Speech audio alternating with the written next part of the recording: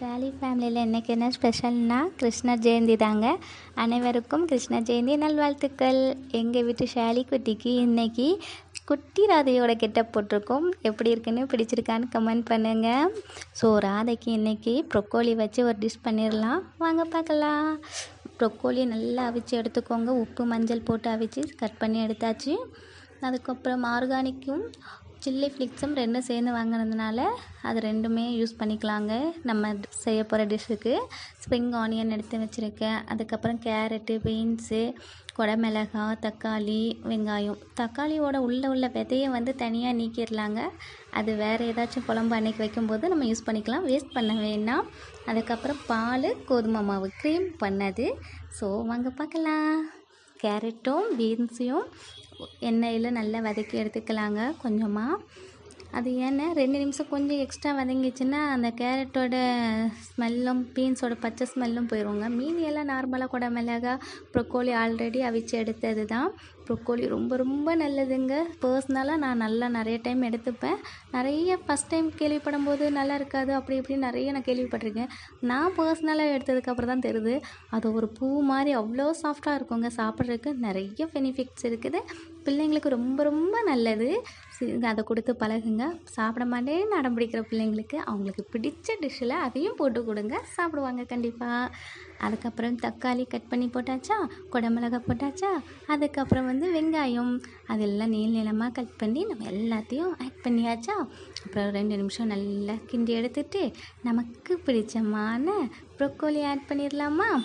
Broccoli நான் தனியாக ஒரு பீஸ் வச்சுருந்தேங்க. ஒரு ப்ரொக்கோலி யூஸ் பண்ணேன், தனியாக ஒரு பீஸ். ஏன்னா அதை கையில் எடுத்து சாப்பிட்றதுக்கு சூப்பராக இருக்குங்க. அப்படி ஒரு பூவை சாப்பிட்ற மாதிரியே ஃபீல் ஆகும். எனக்கு ரொம்ப பிடிக்கும்.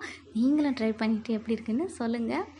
ப்ரொக்கோலி நிறையா இடத்துல டிபார்ட்மெண்ட் ஸ்டோர்ஸ்லலாம் ரொம்ப ரேட்டாக இருக்கும். நம்ம மார்க்கெட்லலாம் போய் வாங்கினா கம்மி ரேட்லலாம் கிடைக்குங்க.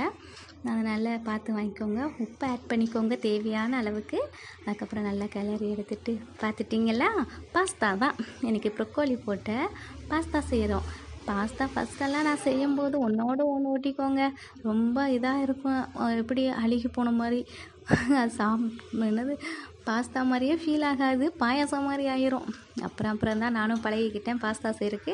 நார்மலாக பாஸ்தா அவிச்சு தண்ணியில் போட்டு அவிச்சு எடுத்ததுக்கப்புறம் நார்மல் வாட்டர்லேயும் அதை வாஷ் பண்ணி எடுக்கணுமாங்க. அது எனக்கு இப்போ தான் பழகியிருக்கிறேன்.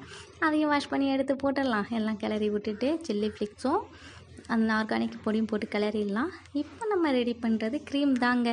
க்ரீம் ஊற்றினா தாங்க அதுக்குள்ள ராயல் லுக்கே வரும். அதுக்கு எப்பவும் போல் எண்ணெய் ஊற்றி அதில் கோதுமை மாவை போட்டால் 2 நிமிஷத்தில் கோதுமை மாவு வெந்துடும்.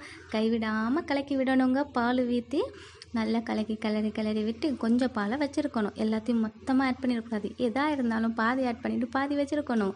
ஏன்னா கட்டி பிடிச்சிட்டுனா ஊற்றணுமே. அதனால தான் மறுபடியும் இன்னொரு கப்பாலை ஊற்றி. பார்த்திங்களா, க்ரீம் ரெடி ஆகிடுச்சா.